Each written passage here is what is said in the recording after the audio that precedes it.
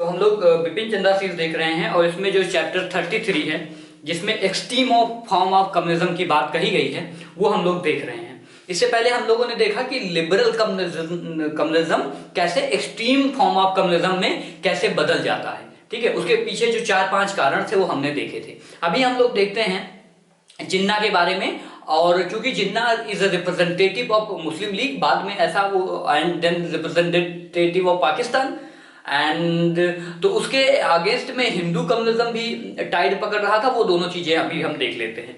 तो जिन्ना का जो ट्रांसफॉर्मेशन है, अगर किसी भी व्यक्ति को जिन्ना का ट्रांसफॉर्मेशन अच्छे से आ जाता है, ठीक है, इंडियन हिस्ट्री को पढ़ते समय, तो उसे एक बात तो रियलाइज हो जाती है, वो पक्का है कि जो कम्युनलिस्ट है, जो कम्युनलिज्म की विचारधारा है, इसका सिर्फ और सिर्फ एक मोटिव होता है, वो है पॉलिटिक्स एंड पावर। ठीक है, सत्ता, लोभ। इसमें वेलफेयर तो सेकेंडरी थिंग है। आप देखो पाकिस्तान के बनने के बाद जो जिन्ना का आइडिया ऑफ पाकिस्तान था, जिन्ना ने खुद ही उसे ही ध्वस्त कर दिया। ठीक है, तो कई सारी ध्वस्त हो जाती भाई। वहां पर ना ह्यूमन राइट बन जा लोगों के सेफ रहते हैं, ना डेमोक्रेसी का कोई कॉन्सेप्ट इंप्लीमेंट हो पाता है, तो उनका भी जो पाकिस्तान का कॉन्सेप्ट था वो भी एकदम डिसमेंटल हो जाता है। तो ऐसे में उस जिन्ना के बारे में हम बात करेंगे जिसको एक समय क्या टैग दिया गया था, नेशनलिस्ट का। जिन्ना एक समय नेशनलिस्ट हुआ करते थे। अब आप पूछोगे ये क्या कह रहे हो, तो जिन्ना का जो जनन है वो 2-3 प्रकार से इतिहासकार लोग करते हैं, बुक में भी यही दिया गया है। जिन्ना एक समय में नेशनलिस्ट होते हैं और फिर क्या बनते हैं, वो कम्युनल नेशनलिस्ट बनते हैं। क्या बनते हैं उसके बाद, कम्युनल नेशनलिस्ट उनका रूप देखने को मिलता है। ठीक है, उसके बाद कौन सा इनका रूप देखने को मिलता है, वो है लिबरल कम्युनलिस्ट का। क्या, लिबरल कम्युनलिस्ट का। जो हमने लिबरल वाला फेज देखा था इससे पहले, वो लिबरल कम्युनलिस्ट का। और बाद में जो सबसे लास्ट है, जो extreme form of extreme communalist का जो इनका कैरेक्टर है, उसी का परिणाम होता है कि जो 2 नेशन थ्योरी बनती है और भारत और पाकिस्तान 2 राष्ट्र बनते हैं। अब ये जो पूरा का पूरा जनन है जिन्ना का, ये जिन्ना का जो ट्रांसफॉर्मेशन है, जिन्ना का जो जेनेसिस है, यही पूरा जिसको समझ में आ जाता है उसे पूरी कम्युनलिज्म की विचारधारा बहुत इजी हो जाती है। Nationalist, communal nationalist, communal nationalist, national नहीं, communal nationalist, and then liberal communalist, liberal communalist and then extreme communalist. ये 4 फेजेस में जिन्ना के कैरेक्टर को ब्रॉडली डिवाइड किया जा सकता है। ठीक है, हालांकि जिन्ना को हम इसलिए नहीं पढ़ रहे हैं कि क्योंकि हमारे लिए बहुत इंपॉर्टेंट है, बट हम किताब कर रहे हैं तो यहाँ पर हमें वो चीज भी देख लेनी चाहिए कि जिन्ना का कैरेक्टर से क्या है। जिन्ना अगर देखो तो 1906 में जो इनका नेशनलिस्ट वाला कैरेक्टर है वो देखने को मिलता है। वो इसलिए क्योंकि ये दादा भाई नौरोजी के साथ काम करते हैं। ठीक है, ये कांग्रेस के पहले सदस्य बनते हैं और मुस्लिम लीग के बाद में सदस्य बनते हैं। आपको पता है जिन्ना जो है सेपरेट इलेक्टोरेट का काफी विरोध करते हैं, सेपरेट इलेक्टोरेट का बहुत विरोध करते हैं। ठीक है, और बाद में इसी को प्रोटेक्ट भी करते हैं। तो ये डिलेमा इनके कैरेक्टर तक 1924-23 तक दिखता रहता है, जब तक ये फिर से मुस्लिम लीग को रिवाइव नहीं कर देते हैं। तो शुरू में जिन्ना आते हैं, वो दादा भाई नौरोजी के सेक्रेटरी बनते हैं। 1906 में कलकत्ता सेशन में उनके सेक्रेटरी बनते हैं। कांग्रेस भी ज्वाइन करते हैं, सेपरेट इलेक्टोरेट का भरसक विरोध करते हैं। जिन्ना कहते हैं कि जो सेपरेट इलेक्टोरेट है ये देश में 2 कंपार्टमेंट बना देगा, देश को तोड़ देगा, और वही जिन्ना आखिरी में खुद ही देश को तोड़ देते हैं। ठीक है, जिन्ना जो है मुस्लिम लीग का खूब विरोध करते हैं, इसके फॉर्मेशन का भी खूब विरोध करते हैं। तो आगा खां कहते हैं कि मैं अपने किताब के अंदर कि मेरा सबसे बड़ा जो अपोनेंट है पॉलिटिकल, वो मोहम्मद अली जिन्ना ही है। ठीक है, तो ऐसे जिन्ना का जो ये फेज है उसमें इनको कुछ इतिहासकार नेशनलिस्ट भी कहते हैं। ठीक है, कि ये नेशनल मूवमेंट के लिए इनका जो थॉट है, जो सोच है, वो बिल्कुल उसी तरह है जैसे कांग्रेस के मॉडरेट सोचते हैं। क्योंकि जो आदमी दादा भाई नौरोजी के साथ सेक्रेटरी बनता है, जो यही हालांकि आगे का डेवलपमेंट है, लेकिन बाल गंगाधर तिलक का मुकदमा भी लड़ते हैं। तिलक के ऊपर जब मुकदमा होता है तो जिन्ना ही उसकी जो है पैरवी करते हैं और बचाने की पूरी कोशिश करते हैं और बचा भी लेते हैं। होम रूल वाले में आसपास शायद हमने देखा था होम रूल मूवमेंट, तो उसमें बात किया था ये। तो ये पहला फेज है जिन्ना का। अब जिन्ना का जो कम्युनल जो ये वाला टिंज है, इसको कहते हैं कम्युनल नेशनलिस्ट। क्या, कम्युनल नेशनलिस्ट। जिन्ना ऐसा कम्युनल नेशनलिस्ट, ये कब देखने को मिलते हैं, ये ऐसा देखने को मिलता है कि जो 1909 में 1909 में आपको पता है सेपरेट इलेक्टोरेट भारत में आ गया था उस समय, देन इंडिया में। और सेपरेट इलेक्टोरेट क्यों आया था? क्योंकि मुस्लिम लीग ने डिमांड की थी। मुस्लिम लीग को एक खबर हो गई कि ब्रिटिश गवर्नमेंट कुछ हमें देने वाली है पॉलिटिकल कंसेशन, तो हम भी कटोरा लेके पहुंच जाएं। तो जो कटोरा लेके पहुंच गए तो 1909 में उनको क्या दे दिया गया? Separate electorate. और विपिन चंद्र राइट्स की ये जो सेपरेट इलेक्टोरेट है, जिसका खुद मोहम्मद अली जिन्ना बहुत विरोध करते हैं, वो चाहते या अनचाहे में वो इसी का फायदा उठा करके बॉम्बे लेजिस्लेचर से इसी रिजर्वेशन का फायदा उठा करके काउंसिल में एंट्री ले लेते हैं। काउंसिल में जब वो एंट्री ले लेते हैं तो उनके अंदर जो ये वाला दौर है उसे कम्युनल नेशनलिस्ट देखने को मिलता है। क्योंकि अब चूंकि वो किसकी सीट पर गए हैं रिजर्वेशन लेकर के? मुस्लिम की सीट पर लेकर गए हैं। तो अगर कोई व्यक्ति मुस्लिम की सीट लेकर के रिजर्वेशन लेकर के गया है कहां पर? काउंसिल में, तो उसके लिए क्या हो जाता है, ये इंपॉर्टेंट हो जाएगा कि वो मुस्लिमों की बात रखना शुरू कर देगा। ठीक है, मुस्लिम्स के जॉब्स की बात, रिजर्वेशन की बात और कई सारी चीजें उस पर वो बात करेंगे। तो ये आपको ध्यान रखना है। अब लेकिन जो इसके बाद वाला जो दौर है, कुछ और डेवलपमेंट देखेंगे हम लोग, कम्युनल नेशनलिस्ट ही जिसे कहते हैं, वो है लखनऊ पैक्ट 1916 के में। जो लखनऊ में पैक्ट होता है उसमें आप देखो कि जो जिन्ना सेपरेट इलेक्टोरेट का विरोध करते थे वही कांग्रेस से कहते हैं, ठीक है, कांग्रेस को फोर्स करते हैं कि तुम्हें सेपरेट इलेक्टोरेट क्या करना पड़ेगा, तुम्हें सेपरेट इलेक्टोरेट अब मानना ही पड़ेगा। और Congress was forced to bound, ठीक है, टू बाउंड, कि हमें ये मानना ही पड़ेगा। सेपरेट इलेक्टोरेट का जो कॉन्सेप्ट है कांग्रेस उसको मान लेती है। और यहीं पर सरोजिनी नायडू रहती हैं, ठीक है। सरोजिनी नायडू इसी इंसिडेंट के बाद जिन्ना को क्या कहती हैं? Ambassador of Hindu Muslim unity. तो आप देखो कि 1916 में जिन्ना को क्या कहा जा रहा है? Ambassador of Hindu Muslim unity. और 1946 में जिन्ना क्या कहते हैं कि vote in favour of Pakistan is the vote for इस्लाम। ठीक है, तो एक जिन्ना ऐसे कैसे कन्वर्ट हो जाता है? इस व्यक्ति का जो कैरेक्टर है वो बहुत डायकोटोमी से भरा हुआ है। मुझे ऐसा लगता है it is all about politics. ठीक है, ये जो फीलिंग है, हेट्रेड की फीलिंग, वायलेंस की फीलिंग, ये सब पॉलिटिक्स एंड पावर के लिए होता है। ठीक है, इसकी जगह वेलफेयर होती ही नहीं है। ठीक है, रिलीजन को सेंटर में रख करके किसी से ये कहा जाए हम आपका वेलफेयर करेंगे, दैट इज वेरी अब्सर्ड।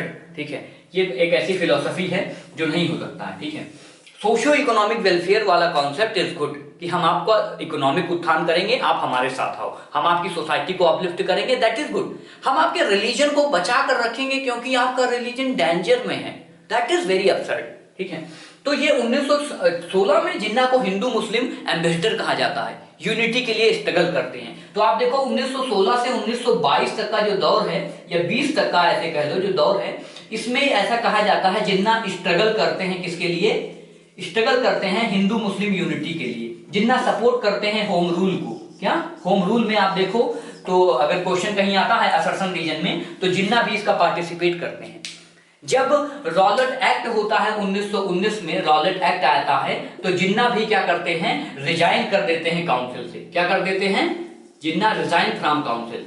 ठीक है, लेकिन 1920 में जिन्ना खुद कांग्रेस से रिजाइन दे देते हैं। अब आप पूछोगे ये क्यों हुआ कि जिन्ना 1920 में कांग्रेस से खुद रिजाइन दे देते हैं? तो उसका कारण है जो गांधी का मास मूवमेंट है। क्या है? Jinnah don't believe in the mass movement of Gandhi, और इसीलिए वो कांग्रेस से रिजाइन करते हैं और मुस्लिम लीग को फिर से रिवाइव करते हैं। और उसके बाद भारत का इतिहास पलट के देखता ही नहीं है। ठीक है, तो ये हम लोग जानने की कोशिश करेंगे।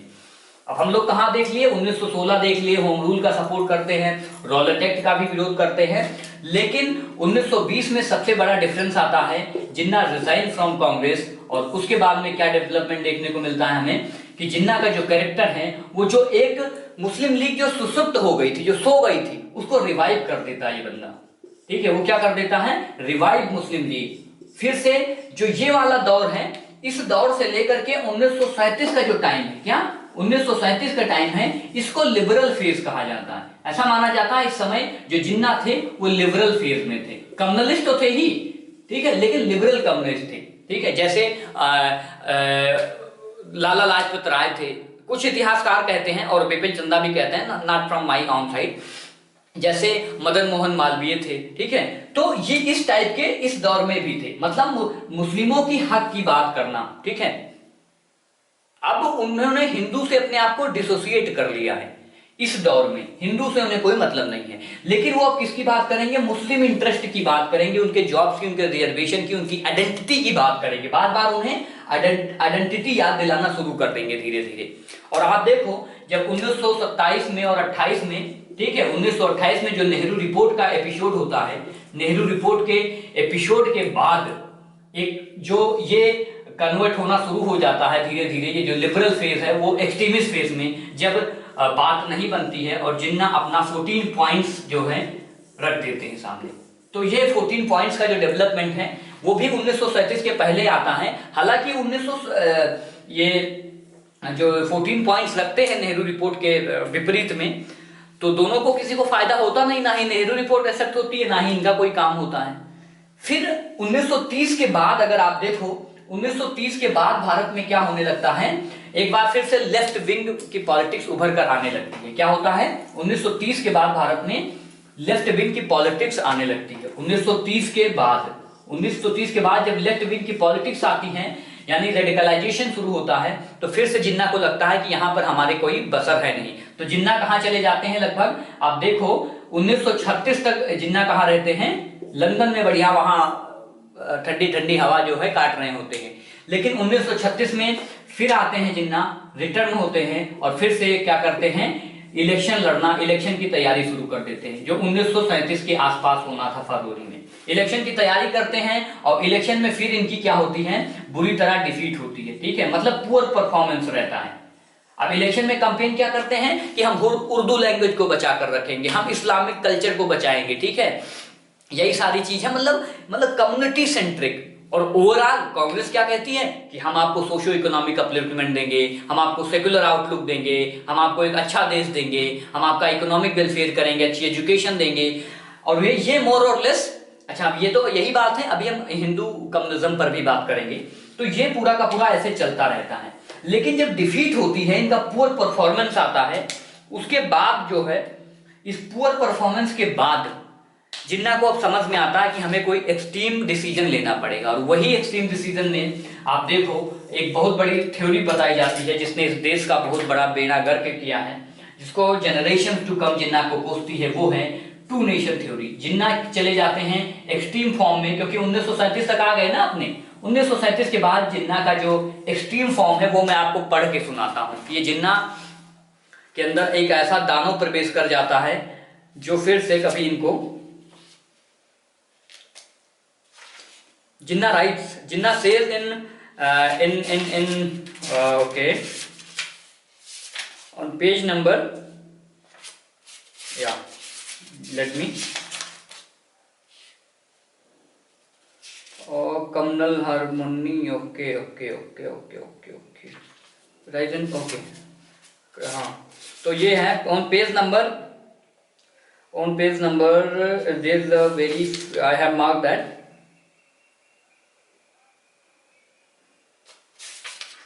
Yeah, Jinnah says in 1941, 1941 में in Aligarh, Jinnah declared that in united India, एक यूनाइटेड इंडिया में the Muslims will be absolutely wiped out of existence. In 1941 में एक बंदा जो अभी तक इतनी अच्छी अच्छी बातें करता था, हिंदू मुस्लिम यूनिटी का एम्बेसडर कहा जाता था, वो 1941 में इतनी गिरी मानसिकता हो गई कि वो ये कहने लगा कि भारत में Muslim will be out. How dare you Jinnah, how dare you, ठीक है, ये कैसे हो सकता है?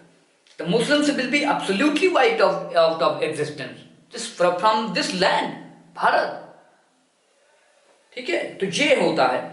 he says in 1946 that Congress is the fascist Congress, Congress को फासिस्ट कहते हैं। he blamed Gandhi ji, he said Gandhi ji that Gandhi is someone subjugate and vassalize Muslim under Hindu राज। गांधी जो है मुस्लिमों को हिंदू राज के अंदर वेसलाइज कर देंगे। वेसलाइज मतलब सेकेंडरी, हमने इसको पहले भी देखा है, ठीक है। तो ये है जिन्ना, ठीक है। और 1946 में क्या कहते हैं जिन्ना, एंड इनकी ideologies the Hindus will have to be, एक और कराची में कोई बोलता है statement, the Hindus will have to be eradicated like the Jews in Germany. हिंदुओं को उस तरह से खत्म कर दो जो like Jews have been exterminated from the Germany. तो दीज आर द पॉइंट्स। ठीक है, अब हम लोग बात करेंगे हिंदू कम्युनिज्म के बारे में। ठीक है, ये तो जिन्ना का जेनेसिस हम देख रहे थे, उसके बाद में हिंदू कम्युनिज्म के बारे में बात कर लेते हैं। ठीक है, हिंदू कम्युनिज्म, इसके जो दो स्टार्टिंग फेज में अगर देखो आप, तो हमने देखा था कि 1909 में ही आसपास जो है पंजाब में हिंदू महासभा बना दी गई थी। पंजाब में वो एक प्रोविंस के लिए ही थी, उनके अंदर भी हिंदू आइडेंटिटी आने लगी थी। ठीक है, इससे पहले भी हमने देखा था शुद्धि मूवमेंट और वो सारा चीज हम देख चुके हैं, पहले में ही बात कर चुके हैं। 1915 में हिंदू महासभा बनाई जाती है और मदन मोहन मालवीय और इसके साथ एक और लीडर होते हैं, लाला लाजपत राय। कौन? लाला लाजपत राय। अब आप ये समझो, मदन मोहन मालवीय और लाला लाजपत राय को लिबरल फेज में हमेशा रखा जाता है। ठीक है, मदन मोहन मालवीय एंड लाला लाजपत राय की तो डेथ 1928 में हो जाती है, लाला लाजपत राय की डेथ, और मदन मोहन मालवीय 1937 तक जो है एक्टिव पॉलिटिक्स से ही रिटायर ले लेते हैं। तो आपको ये बात याद रखनी है कि चूंकि जो एक्सट्रीम फॉर्म ऑफ कम्युनिज्म है, जहां पर दो देशों की बात होती, दो देश बना देंगे, वो 1937 के बाद शुरू होता है, और मदन मोहन मालवीय 1937 के पहले एक्टिव पॉलिटिक्स से रिटायरमेंट ले लेते हैं। हालांकि ये लिबरल कम्युनिज्म होता है, इनके अंदर हिंदू इंटरेस्ट को हमेशा ये हिंदू कल्चर, हिंदू संस्कृति को प्रोटेक्ट करने की बात करते हैं। और ऐसे ही लाला लाजपत राय, और लाला लाजपत राय को तो भगत सिंह भी क्रिटिसाइज करते हैं कि आप हिंदू कल्चर एंड ये सब बात करते हैं। ठीक है, वो पंपलेट वाला इशू हमने देखा था। लेकिन इसके बाद जो दो व्यक्ति हैं जिनका इतिहास में और आजकल बहुत डिबेट होता रहता है, उनके बारे में दो व्यक्ति हैं, वो हैं एक सावरकर महोदय, ठीक है, सावरकर, एंड दूसरा है गोलवालकर। ठीक है, सावरकर और गोलवालकर की जो आइडियोलॉजी है, ये जब आप पढ़ते हो तो कहीं कहीं इसको कहीं क्या मोस्टली जो है इसको एक्सट्रीम फॉर्म ऑफ कम्युनिज्म भी कहा जाता है। वो मैं आपको पढ़कर सुनाता हूं कि how we someone can justify. ठीक है, so there are few passages, जैसे मैंने उसमें पढ़ा, इसमें भी मैं पढ़ देता हूं। Okay, this is a pamphlet का वी, जो आरएसएस का चूंकि फाउंडेशन हो जाता है 1924 के आसपास। ठीक है, उसके बाद में Golwalkar codified the RSS doctrine in his book let we. ठीक है, we given in the book we में, एंड इन 1939 में ही declared that if the minorities demanded were accepted, Hindu nation life runs the risk of being settled. अगर जो मिनॉरिटीज हैं, मिनॉरिटीज मतलब जो मुस्लिम्स हैं, अगर उनके अधिकारों की जो बात हो रही है, कांग्रेस अगर उनको एक्सेप्ट करेगी, तो जो हिंदू का इंटरेस्ट है वो पूरा का पूरा सेटल्ड हो जाएगा। तो आप देखो कि एक इस तरफ से भी फोर्स लग रहा है। ठीक है, दूसरा क्या है कि हगिंग टू आवर बॉसम्स, बहुत सारा इसमें लिखा गया है, और जो बाद में एक इंपॉर्टेंट ये है, बाद में लिखते हैं Gowalkar gave the following advice that non-Hindu peoples in Hindustan must either adopt Hindu culture and language and must learn to respect and hold in reverence the Hindu religion। या तो उन्हें भारत में रहना है तो भारत का रिलीजन अपना लेना चाहिए, या अन्यथा उन्हें भारत का जो रिलीजन है, जो देश है, उसके प्रति रेवरेंस रखना चाहिए। ठीक है, must learn to respect and hold in reverence the Hindu religion, must entertain no ideals but those of glorification of Hindu race and culture। Hindu race and culture की बात शुरू होने लगती है। मैं लिख नहीं रहा हूं क्योंकि आप ये बहुत ज्यादा इसमें टिपिकल कोई मतलब वोकैबुलरी है नहीं, वैसे भी मैं बहुत गंदा लिखता हूं। In one word they must cease to be foreigner. In one word they must, they मतलब Muslims must cease to be foreigner, उन्हें फॉरेनर नहीं होना चाहिए। ठीक है, उन्हें फॉरेनर, अब पहली तो यही बात है कि उनको फॉरेनर का टैग भी दे दिया गया है। पहला चीज तो यही है कि उनको फॉरेनर का टैग भी दे दिया है, और हमने देखा था फॉरेनर टैग कैसे दिया जाता है। इवन बंकिम चंद्र चट्टोपाध्याय के लिटरेचर में भी ऐसे शब्द देखने को मिलते हैं। और सबसे अच्छी बात यह है 1947 में Poynting finger eight Gandhi ji की तरफ उंगली करके ही सेज, क्योंकि गांधी जी कहते हैं कि no swaraj bill without Hindu Muslim unity. Gandhi ji हमेशा कहते थे कि स्वराज का कॉन्सेप्ट तब तक हासिल नहीं होगा जब तक हिंदू और मुस्लिम में यूनिटी ना हो। तो इस पर जवाब क्या देते हैं गोवालकर, उसको सुनकर आपको भी हंसी आएगी।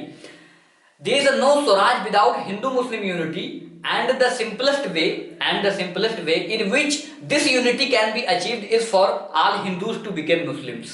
इसका बढ़िया तरीका यह है कि all Hindus should become Muslims. ठीक है, तो this is something which is said written in the book on 438 page Bipin Chandra.